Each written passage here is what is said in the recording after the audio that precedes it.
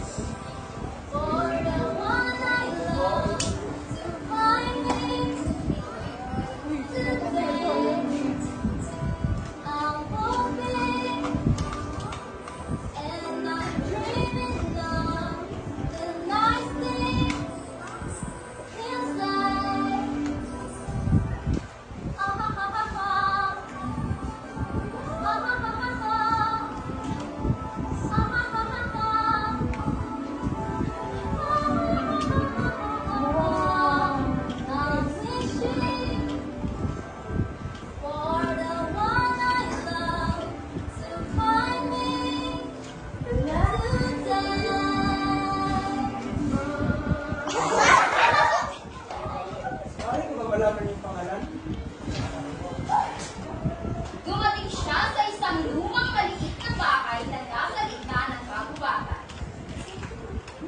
Ang ganda ng lahat! At meron silang maliit na higaan. Ito ang bahay ng mga dwarf na nagtatrabaho sa minahan sa bundok araw-araw. Ang maliliit na mesa ay nakahanda na may mga maliliit na plato, 7 maliliit na tasa, maliliit na kutsara, at maliliit na upuan. Gutom na ako. Kahit siya ako sa ilang gulay at tinapay. At inumin ako ng kaunting gatas. Pagkatapos ay natulog siya sa isang maliit na kama. Nang dumilim, dumating ang may-ari ng bahay, ang mga dwarf na nagbibigyan ng dito sa ulo.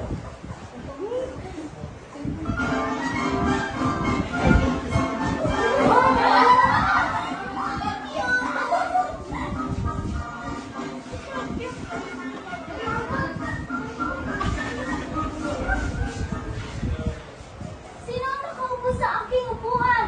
Sino ba ay napakain sa aking plato?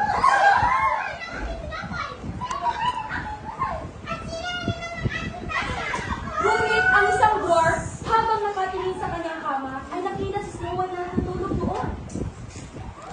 Tingnan ninyo ito! Bilisan ninyo! Ang mga dwarf ay nagmamaling tumakbo at nagsisigaw sila ng sobrang pagkamangha. Naku! Ano ba naman ito? Ang ganda-ganda niya! Ang ganda-ganda niya! Ano siya nakakita dito? Huwag natin siyang isingin! Hindi nila siya ginising at hinayaan siyang matulog sa kahoy upang maghanap ng ginto. At pagdating ng gabi, nakahanda na ang kanilang hapunan at malinis ang kanilang kahoy.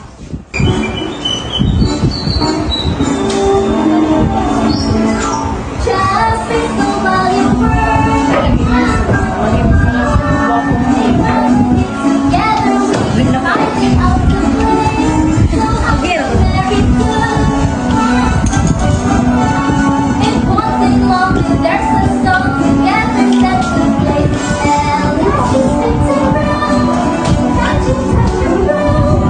It's summer right around. Soon you'll find you're dancing to the tune. When hearts are high, the song will fly. This little while we work.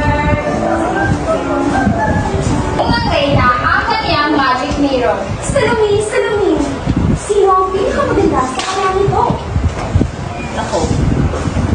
Gumawa siya ng isang laso na magsanas. Sa laso ng magsalas na ito, mamamagat ka Snow White. Nagpanggap siya isang matandang babae at nagtungo sa bahay ng mga dwarfs upang ibigay ang mansanas. Hindi ako pwede. Hindi ka na bata. Hindi ka ba nagtitiwala sa isang matandang babae? Sige po, saan ko tayo? Nang magkasama na si Snow White at ang matandang babae, sinabi niya, Iha, tignan mo itong magandang mansanas.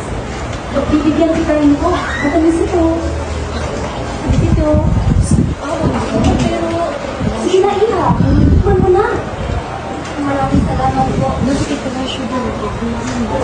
hindi nakilala ni Snow White na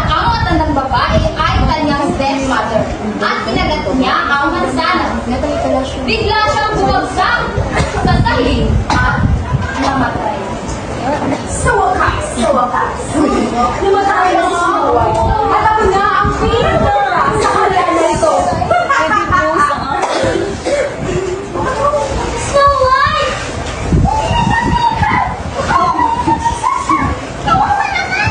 Malungkot na malungkot ang mga dwarf. Sinubukan nilang gawin ang lahat para buhayin siya, pero wala nang gumana. Habang umiiyak, maingat na rin nilagay ang katawan niya sa isang higa at may maraming mga blanda.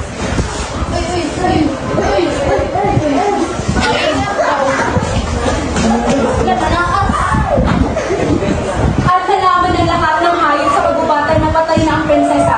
Pagkatapos, may dumating. Ano nangyari ng dwarfs?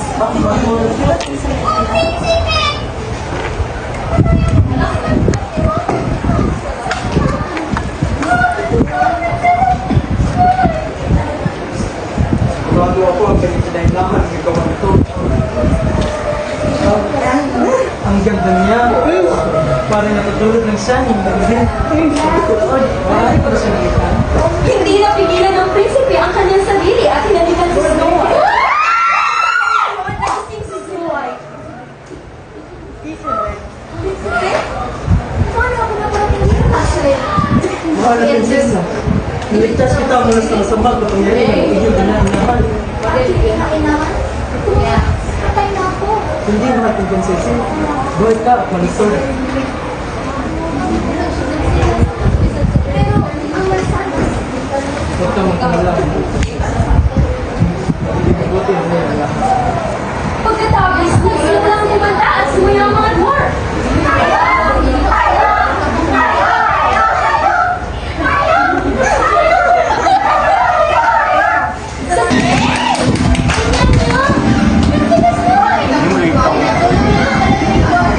Nang makarating siya sa kasal, nakita niya si Snow White. Hindi! Patay ka na! Patay ka na! Layo niyo! Babae ito! Mula sa babae na ito! Oh! Prinsipe!